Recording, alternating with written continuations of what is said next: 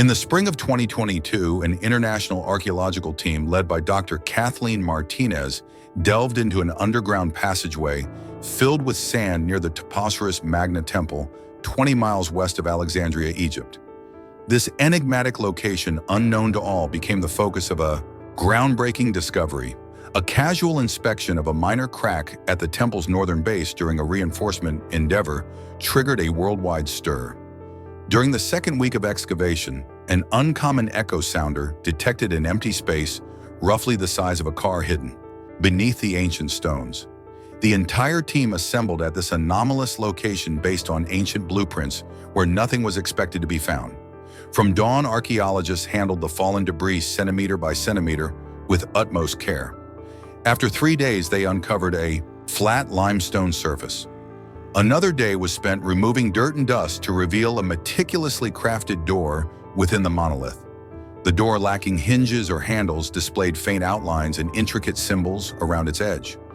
These symbols caused initial astonishment as they appeared to include Greek letters alongside traditional Egyptian hieroglyphs. Within one circle, a female profile with a narrow nose and high forehead became visible, mirroring designs on coins from the era of Cleopatra Tegu's rule. Friends, click the like button and subscribe to the channel below this video. It's free and will motivate us to keep making videos. As some team members cleaned plaster near the door, others meticulously captured every aspect of the discovery with cameras and tablets. Within a few hours, the initial images started circulating in scholarly group conversations. That night, a call resonated through the camp, summoning a halt to all operations until experts from the Egyptian Ministry of Antiquities arrived. The following 2 days were the most nerve-wracking in the expedition's history. Security maintained constant vigil over the excavation site, and the find was concealed under thick tarps. When ministry delegates finally arrived, they were astounded by what they saw. The door indeed was a skillfully camouflaged section of the wall absent from any previous temple. Plans. Clearing the door necessitated the assistance of micro-explosive experts. Strictly prohibited was any drilling or breaking to prevent damage to even a millimeter of the old carvings. Following 3 hours of painstaking labor, the door mysteriously clicked and slightly moved away from the wall. Behind it lay a narrow, dim passageway burrowed into the temple stone. The first through the opening were the 2 most seasoned archaeologists, armed with miniature cameras and flashlights. The tight corridor behind the door was so slim that an adult could only progress sideways. The ground underfoot was coated with ancient clay, while the walls displayed frescoes painted with both Egyptian and Greek pigments. After 15 minutes at a depth of more than 15 feet, the passageway suddenly ceased, disclosing a hidden square room that had evaded all prior explorers. The main shock lay in what was ahead in the room. Golden panel fragments lay dispersed on the floor, while a low sarcophagus with an Egyptian-Greek symbol-laden lid stood against distant walls. Every camera focused on this sarcophagus as phones rang frantically with attempts to reach museums and universities globally. It was then that a hidden room emerged from behind the limestone mask, igniting the most thrilling archaeological probe in recent memory. However, the greatest mysteries were not concealed beyond the entrance, but within the room itself, proving to be more than a temple segment. It was a meticulously camouflaged sanctuary that could rewrite the ending of Egypt's last queen's story. The team awaited to unveil the secrets the ancient stone sarcophagus walls held. Upon entering the room, archaeologists noticed its untouched state, an anomaly in Egypt, where tombs are often looted over millennia. This one appeared undisturbed since its ceiling. Dampness and a subtle oil scent filled the humid burial chamber, casting shadows that flashed lights, revealed to be large stone slabs lining the walls. The sarcophagus gleaming dominated the scene, as if time stood still within this small chamber awaiting a new visitor. Preliminary steps involved thorough photography and scanning of every square inch. Everyone wanted to capture even minor details. Near the edge of the sarcophagus lay remnants of a wooden casket held together with golden nails. The sarcophagus's cover bore Greek symbols and intricate depictions of silver serpents. After years, unopened archaeologists gently cleared dust from the cover. Inside, they found a tiny hand's bones and wilted laurel sprigs. Near the casket, concealed against the wall, was a fragment of a gold-glazed lotus petal wrapped in fabric.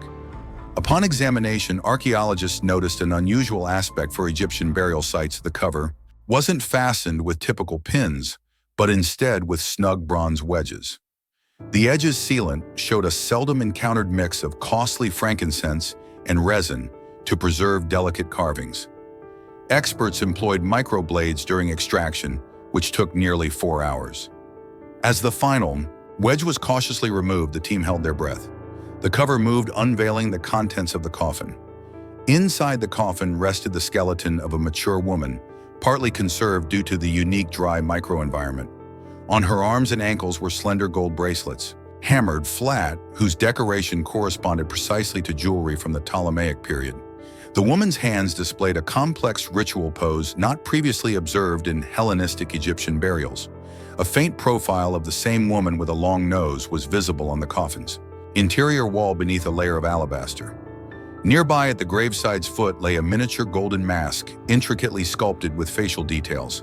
The mask's forehead bore a blue glass cabochon and an engraved cobra. The attention of the archaeologists was drawn to a tiny bone box concealed beneath the coffin's edge. Inside, they discovered shards of a child's bone wrapped in fabric, a miniature mirror, and numerous tiny vials. Some contained residue of fragrant oils, while others held powdery substances of unidentified composition. The device indicated traces of gold and rare minerals in the dust on the casket's walls. At the far wall, just at ground level, was another enigmatic artifact composed of peculiar ash covered by a slab. 3 Greek letters and an intricate symbol resembling a scorpion were hastily painted on it using alabaster paint. Upon lifting the slab with care, human vertebrae and teeth tumbled out from beneath, indicating the child was 8 or 9 years old. Nearby rested a bronze amulet featuring Isis and several gold beads. Remarkably, all artifacts within the chamber pointed in one direction towards the Nile Delta, adhering to burial customs of Greco-Egyptian aristocracy, but deviating from known royal tomb structures. An additional finding was made near the primary sarcophagus. A charred papyrus fragment lay in a secluded niche on the floor. Archaeologists painstakingly gathered these fragments for several hours. Upon examination, they could discern multiple lines that intertwined Egyptian and Greek characters, with Cleopatra's name prominently displayed in a Hellenistic fashion. Remnants of old ceremonial fires and resin stains were visible on the floor and walls, suggesting a sophisticated burial ritual. The mission's next objective became apparent: to ascertain whose bones these were and unravel their connection to Cleopatra, Egypt's last queen. In the air hung not just the aroma of age, old incense, but also a feeling that even greater discoveries loomed ahead. Discoveries that could rewrite the entire narrative of Cleopatra's tomb quest. The room left the strongest impact through artifacts seldom seen in ancient Egyptian temples. As soon as the sarcophagus was opened, archaeologists spotted a glimmer of gold in the room's corner. There, nestled within a carefully carved niche on the wall, stood an ornate box embellished with reliefs and intricate filigree. The box was adorned with enamels depicting tiny female faces. One face stood out for its distinct profile, high forehead, and familiar-looking nose. Upon comparing the images on the box with Egypt's last queen's well-known coins, scholars observed a striking similarity in the likenesses. Gold beads formed a semicircle along the top edge of the casket, finely crafted as if on a contemporary jeweler's lathe. Inside, nestled in dust from centuries past, were a dozen miniature amulets made of gold and glass. Each amulet bore engravings or carvings of Cleopatra's name in Greek, with the Egyptian wedjat symbol for protection and power etched on their reverse sides. Nearby, a large golden vessel stood on a stone pedestal. Its neck was decorated with a gilded serpent, while an oval relief on its side depicted a female figure adorned with a crown bearing a cobra. No archaeologist had previously encountered such a vessel in any tomb. Upon opening it, it contained dried aromatic resin filled with shimmering flecks of lapis lazuli and mica. At the base of the vessel rested a small gold ingot resembling an unrolled scroll. Once more, Cleopatra's name was inscribed using 2 distinct scripts on the sarcophagus. On its reverse side, hidden beneath a heap of small shards, they unearthed an amulet crafted from frosted glass, fashioned as a female head. The phrase "Divine Cleopatra" was legible in ancient Greek on the band encircling her head. Gold adorned the neck and lips, while tiny turquoise pieces made up the eyes. Weighing barely half an ounce, this amulet was regarded as the pinnacle of Hellenistic Egyptian artistry. Behind the amulet, archaeologists found a distinctive bronze ring featuring a boat design. The inner side of the ring bore a well-preserved miniature portrait carved in white jade, portraying a woman with hairstyle and jewelry identical to Cleopatra's depictions on her reign's silver coins. The ring was miniature-fitting, comfortably only on a delicate woman's finger, or possibly designed for a necklace. A collection of artifacts dusted and smeared with ash were scattered within the room. Among them was an uncommon medallion made from blue glass encircled by gold. The medallion portrayed a woman distinctly holding a papyrus in one hand and a figurine of Horus, the god, in the other. On its reverse side, an engraving depicted a woman in a long robe seated on a throne, with a small lion at her feet, a scene not found in any known Hellenistic Egyptian medallions previously. Another find was a gold hairpin embellished with a snake symbolizing immortality and protection. The upper section of the hairpin bore an inlay of blue glass engraved with Greek text, which scholars recognized as epithets commonly linked to Cleopatra. In a small red agate container, archaeologists unearthed a clay seal displaying an uncommon image. The etchings depicted a female wearing a royal diadem holding a dual scepter, with the goddess Isis standing beside her, spreading wings wide. Such visuals were exclusive to the most prominent members of the Ptolemaic dynasty. Among the gold and precious gems, there were also less ostentatious items like a golden sheath wooden stylus and a small mirror inscribed in Greek with Cleopatra's eternal message. A thin silver platter near the wall close to the ground bore an embossed double-headed eagle, a symbol of the Hellenistic world at the intersection of kingdoms. The artifacts uncovered were remarkable not only for their lavish craftsmanship, but also for their unique fusion of cultural elements. Egyptian designs combined with Greek emblems adorned each artifact, and they were engraved either with Cleopatra's name or titles recognized only in her official capacities. The wealth of luxury items discovered in a single chamber led the excavation team to conclude that the woman buried there held an exceptionally high social standing. One final step was needed before reaching a definitive conclusion: deciphering the engravings to unravel the mystery of the Greek text found within an Egyptian tomb, which seemed linked to Cleopatra's destiny. Buried under layers of gold bones and amulets, another secret lay hidden that contradicted all conventional knowledge of ancient Egyptian history. This secret was the key that perplexed scholars globally for years to come, and it was this very secret that served as a code, a puzzle that continues to intrigue scholars worldwide. Initially focusing on their findings, the team swiftly zeroed in on a charred strip of papyrus lodged between the sarcophagus's stone floor and base. Upon unfurling it meticulously under strong magnifiers, archaeologists noticed refined lines etched onto it.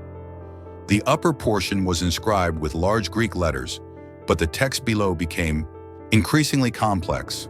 Some characters seemed intentionally distorted, and scattered among them were Egyptian hieroglyphs discernible only to scholars of the Hellenistic era. The top line displayed legibly Cleopatra's name, accompanied by titles exclusively used by Egypt's last queen. Beneath this lay a cryptic fragment consisting of 3 unfamiliar Greek symbols, absent from any historical cipher record. As some members documented and deciphered the papyrus, others chanced upon another enigma. The underside of the sarcophagus lid was extensively adorned with engravings primarily in ancient Greek, but also containing cryptic messages that seemed coded. The characters bore small dots as numerals and displayed symbols akin to lotuses and scorpions between words. Initially, only one passage proved easily legible. Here lies, the Queen Daughter of Gods. However, further examination revealed text with words punctuated by numbers and endings arranged in an unconventional manner for classical orthography. The subsequent day was spent on painstaking analysis. Each line was copied manually, and photographs of the discovery were promptly sent to prominent universities across Europe and America. Replies arrived swiftly. No one had previously encountered such a fusion of symbols and numbers.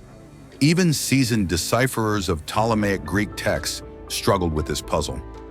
In Oana, some of the text letters were repositioned within words, while hidden symbols potentially disclosed names and vital clues concerning the deceased woman's identity. A pupil from Thessaloniki identified a specific code commonly used in religious Alexandrian texts, but could not grasp the logic behind the interchange of letters and numbers. As the papyrus examination progressed, additional findings emerged on the room's rear wall just behind the niche containing the golden artifact. An aged plaster strip was unearthed. Upon thorough restoration, a slender marble slab was unveiled beneath it, displaying a fragment of a Greek inscription colored with mineral pigment. The text consisted of merely 6 words, but their arrangement deviated from standard structures. The secret is illuminated by the light of 2 deities. The final letters stylized as a scorpion and lotus were absent in classical Greek inscriptions.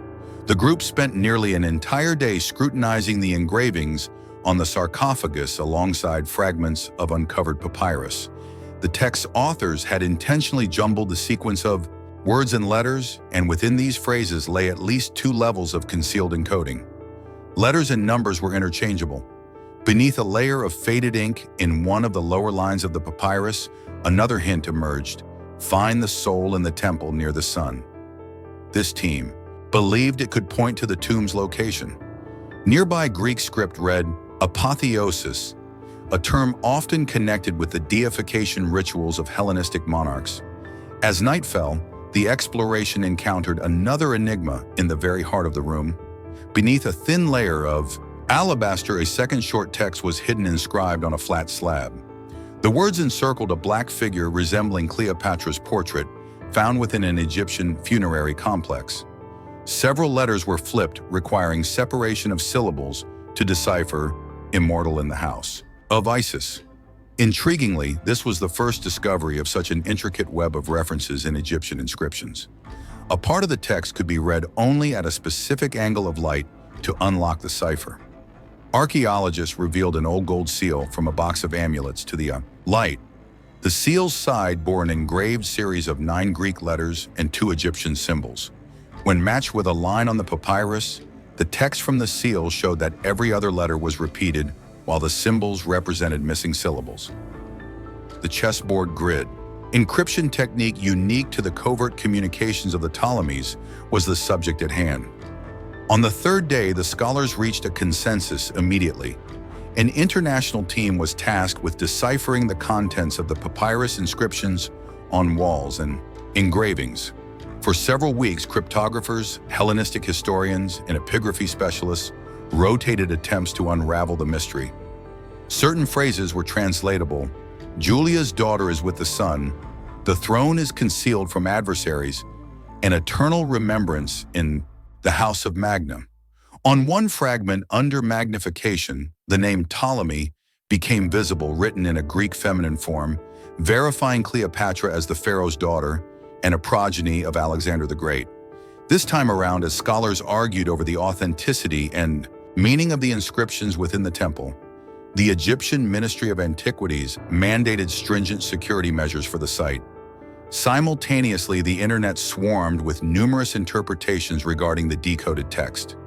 Some suggested it was a ritual spell, while others maintained it outlined a procedure to conceal royal power. However, none could satisfactorily explain why the inscriptions were so intricate or why multiple alphabets and layers of encryption were employed concurrently. The enigma persisted: who was the author of this cipher, and for whom were these secret messages meant? Ultimately, decoding these texts could not only add a new name to the annals of great women in antiquity, but also offer valuable insights into the true reasons and circumstances surrounding the final queen of Egypt's downfall. Up next, the team confronted the forefront phase of the examination, heightening the relics using scientific techniques that until recently might have seemed like a work of science fiction to veteran archaeologists. Once the excitement of the initial astounding discoveries subsided, teams from Europe, North America, and the Middle East initiated work on what could possibly be the most revolutionary assessment in Egyptology's history. 3 days following the sarcophagus's opening, experts transferred bone and hair samples to a mobile lab stationed next to Taposerus Magna's walls. First, the biologists marveled at the uncommon level of preservation of the remains. Skull fragments, teeth, and femur were barely affected by time's passage. The thick resin on the bones was scraped off using microscalpels. A surprising finding within. This incense-sealing layer, functioning as a preservative, contains seldom-seen microparticles of delicate material, typically absent in similar archaeological finds. Simultaneously, experts from London and Athens arrived.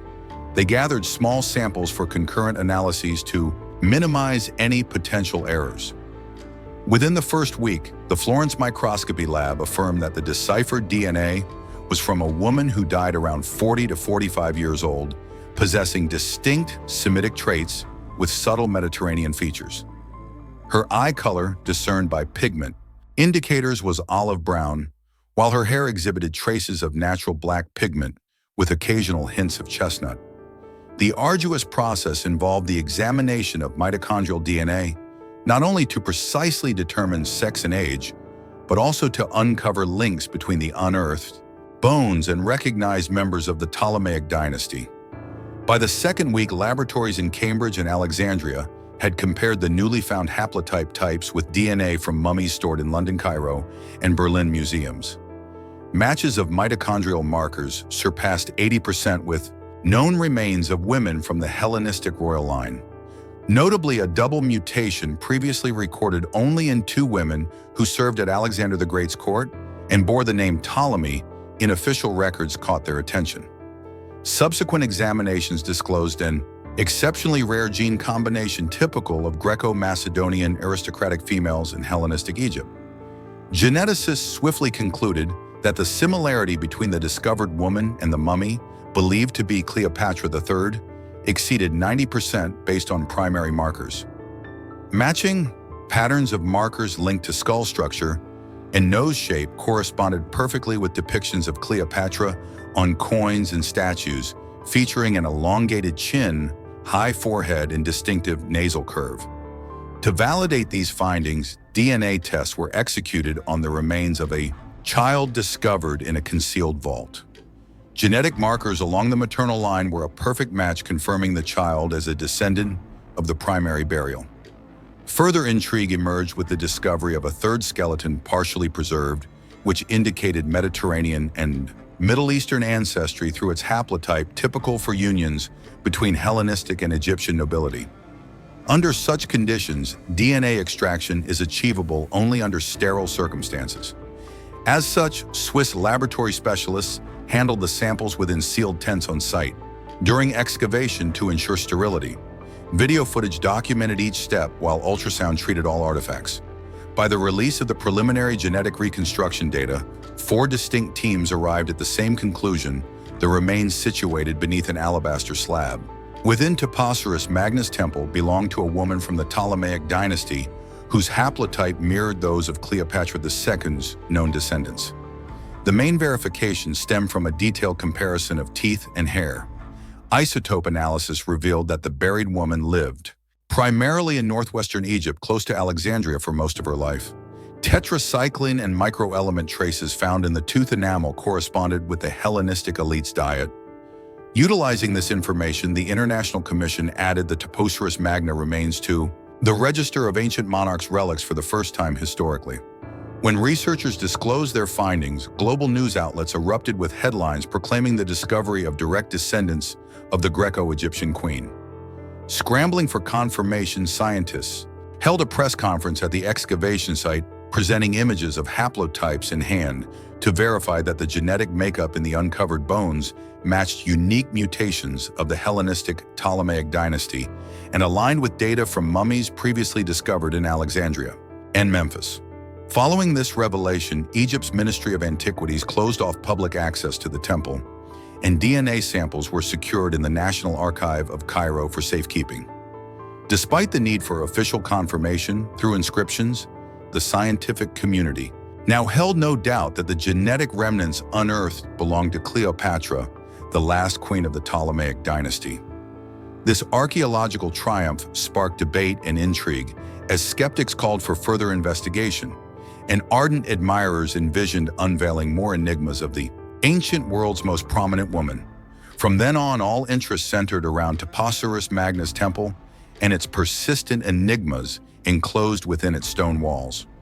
Once the news of the discovery ventured past the archaeological encampment, the contention moved from beneath the ancient temple's arches to the global arena of international journals and worldwide scientific laboratories. The initial images of the sarcophagus and artifacts barely made their rounds online before leading Egyptologists voiced divergent views. On one hand, advocates of the sensational discovery swiftly heralded the unveiling of Cleopatra's tomb as the century's most momentous find. They disseminated press statements to significant universities in London, New York, and Athens extended invitations for online tours and advocated for an immediate overhaul of textbooks concerning Hellenistic Egypt's historical narrative. However, their adversaries urged a halt to the project and accused them of seeking recognition. Critics highlighted inconsistencies between the discovered artifacts and traditional Egyptian royal burial. Practices suggested that Greek inscriptions and intricate ciphers might have been added at later times and insisted on an unbiased inspection of nearly every stone from the tomb. The Archaeology School of France submitted an official complaint to the Egyptian Ministry of Antiquities alleging insufficient transparency in excavation methods. At present, representatives from over a dozen foreign embassies are congregating at the Taposerus Magna camp. Specialists from America and Britain established an open-air mobile lab to reproduce analyses carried out by their Egyptian counterparts. Every action was documented by a designated inspector from the ministry, while armed guards patrolled the temple entrance continuously. Reports of intrusion attempts at the discovery site were frequent. Individuals tried breaching, temporary barriers, flying drones over the camp, and even infiltrating the team under false pretenses as students on social media. Two opposing factions emerged swiftly. Some passionately proposed that the woman found was Cleopatra herself, presenting side-by-side comparisons of artifacts with coins from the Hellenistic era, emphasizing similarities in portraits. Critics challenged the rushed conclusions, pointing out inconsistencies between the burial rites of the Ptolemaic dynasty and temple findings, while also recalling the notorious archaeological frauds of the last century. Amidst these disagreements, internal strife arose within the expedition team. Certain scholars withheld their signatures from the official reports until data was obtained not just from DNA testing, but also from separate analyses of the chemical makeup of the golden pigments on the fresco. The head of the international lab in Zurich pressed for all samples to be dispatched promptly to 4 distinct analysis laboratories simultaneously. London experts demanded a comprehensive account of the sarcophagus opening process for publication in prominent scientific publications. At the same time, the Egyptian Ministry of Antiquities issued a specific decree. Only certified experts were permitted to come within 10 feet of the sarcophagus. A team of scientific observers was brought in for continuous monitoring during the process of shifting and cataloging artifacts. An individual from the U.S. delegation sought participation in all stages of photographic documentation, while an Egyptian government press secretary pushed for daily updates on the analysis progress to be made public. To everyone's surprise, history enthusiasts also joined this dispute. Filmmakers producing documentaries about Cleopatra hired helicopters for aerial shots of the temple, and TV networks commissioned series exploring Egypt's last queen's life using reconstructions based on discovered artifacts. Every broadcast featured appeals to both sides' supporters. Some boldly brandished their findings from analyses, while others referenced past instances of incorrect identifications. The shrill voices of devotees convinced of the Temple of Taposerus Magna's enigmatic purpose were particularly prominent. A horde of pilgrims and esoteric enthusiasts congregated near the camp, asserting that this was the site where Cleopatra performed her last ritual. For several consecutive nights, security detained individuals attempting to sneak through the barriers and contact the temple walls. In the digital realm, discussions revolved around theories concerning ancient curses linked to the tomb's opening, and even reminisced about mystical occurrences that had accompanied researchers. Whilst authorities scrutinized every minuscule fragment of the discovery, a group of technical specialists examined whether the Greek inscriptions and symbols on the artifacts were authentic or fabricated. They employed spectroscopy laser scanners and compared the chemical makeup of the ink with Hellenistic-era standards for analysis. When one researcher questioned the antiquity of any detail, the information quickly disseminated among specialized forums and academic groups. Fissures emerged within the Egyptian expedition itself as young archaeologists accused senior colleagues of concealing discoveries and suppressing contentious aspects. Project leader Kathleen Martinez publicly conducted an inventory of the collection and welcomed an independent panel of experts from Oxford to verify each item. This external scrutiny compelled the team to work under continuous tension. Some specialists suggested that a legitimate scientific debate couldn't occur under conditions of total control and public pressure. Preliminary DNA analysis results from a London lab suggested the discovered remains carried genetic markers typical of Hellenistic nobility, but confirmation was pending through Cleopatra's lineage. Critics argued such markers could be common among numerous royal women from the era. Consequently, an emergency scientific meeting was convened in Cairo, where attendees debated excavation details, analysis results, and requested repeat tests and expanded expert input. Notably prominent historians from Boston, Paris, and Berlin offered assistance for additional lab studies. Simultaneously, supporters gathered signatures on petitions calling for public access to the temple.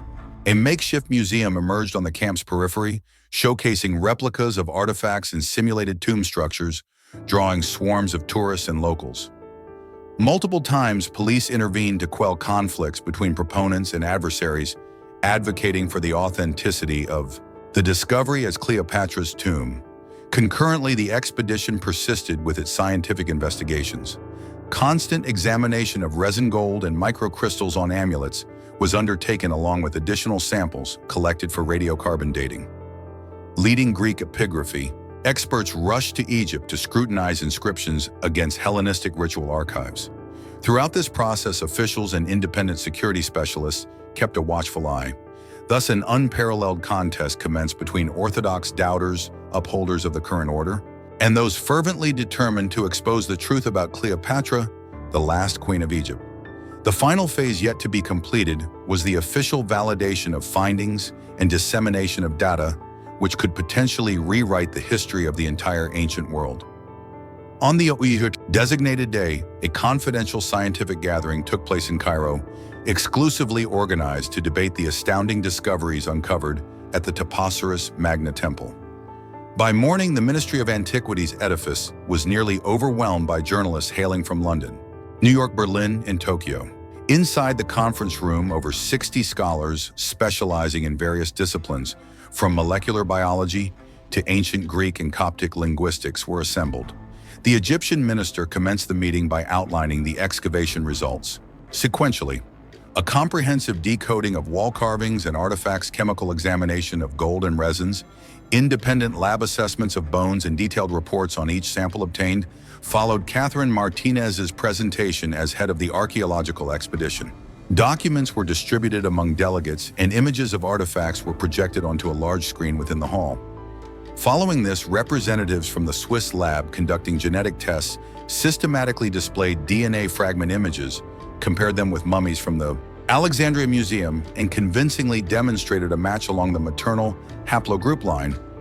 Afterwards, an elderly scholar on Hellenistic ciphers from Thessaloniki stood to decipher the papyrus inscriptions and seal using the chessboard grid method, a method unique to Ptolemaic correspondence. Presentations continued almost without a pause. Experts in London identified a similar makeup of golden lapis lazuli found in jewelry excavated at Cleopatra's palace in Alexandria. Radiocarbon dating specialists from America deduced the age of wooden caskets and papyrus fragments indicating creation during the Ptolemaic period. The hall buzzed with scientific arguments. A French archaeologist advocated retesting every sample, while an Egyptian chemist emphasized the unique composition of resin found on the sarcophagus. Amidst this debate within ministry walls, work at the excavation site never ceased. Large tents continued to be used for packing and preserving artifacts, and representatives from the International Commission cataloged and photographed each relic. A mobile lab stood in the inner courtyards, sending updated analysis tables every 2 hours. Over each gold or gem-filled crate, A tag displayed a QR code directing to a custom-made digital database for this unearthing. Simultaneously, the Egyptian Ministry of Antiquities press office released an official statement. The Taposerus Magna Temple's discovered tomb has been identified as one of the most significant archaeological finds in recent times and encompasses artifacts directly related to the last queen of the Ptolemaic dynasty. The announcement was swiftly picked up by news outlets and prominent scientific publications. The following day, European and American leading universities announced new research initiatives focusing on the Hellenistic era, while the Smithsonian Institution and the British Museum began planning themed exhibits displaying replicas of the artifacts. As soon as the discovery was publicly acknowledged, the ministry established a unique security system for the site. The Taposerus Magna Temple was entirely shut off to visitors. Special services secured all entryways, reinforced with additional surveillance cameras and alarms not only on its premises, but also along the roads leading up to it. Simultaneously, Alexandria's city library swarmed with students who spent days amassing data about every known descendant of Cleopatra, scrutinizing images and dissecting texts. An online catalog showcasing all artifacts from the tomb emerged, offering 3D models for examination and comparison to museum pieces. In hidden labs, DNA tests continued at a rapid pace. Geneticists announced the creation of an international genetic consortium to meticulously compare the extracted haplotypes with samples from other royal burials in Egypt, Greece, and Macedonia. Simultaneously, experts in resins, pigments, and gold were sharing ancient alloy formulas at open symposiums to minimize any chances of falsification. Labs in New York and Tokyo independently tried to replicate these analyses on reserve rolls, which were stored securely under the watch of ministry representatives. After the official endorsement of the expedition, several universities and scientific institutions started scholarship and grant competitions for young specialists eager to work on Cleopatra's artifacts. National television networks and streaming platforms debuted new documentary projects featuring event reenactments and 3D animations, enabling millions of viewers to explore Egypt's last queen's life from a fresh angle. At global symposiums, historians shifted their discourse beyond mere enigmas, surrounding burials, now delving into interpretations drawn from unveiled inscriptions and codes. The revelation of exclusive encoded texts sparked fresh speculations about the clandestine tongue of Hellenistic dynasty elites, while artifacts uncovered provoked a reevaluation of established beliefs regarding burial practices prevalent during Cleopatra's epoch. Former theories are gradually receding into obscurity. Now the academic community operates with indisputable findings substantiated by multiple independent laboratories and expert panels. Concurrently, following the expedition's recent declaration of completing the preliminary phase of study, the Egyptian Ministry of Antiquities arranged a tour for UNESCO delegates to illustrate the methodology employed in examining and safeguarding the unique artifacts. Each action was documented by high-quality cameras. Historical archives overflowed with countless video hours and terabytes of data, ushering in a novel epoch for archaeology. The unearthing at Taposerus Magna marked a pivotal moment for Egyptology, as the veracity of Cleopatra echoed globally in every tongue, substantiated by scientific investigation.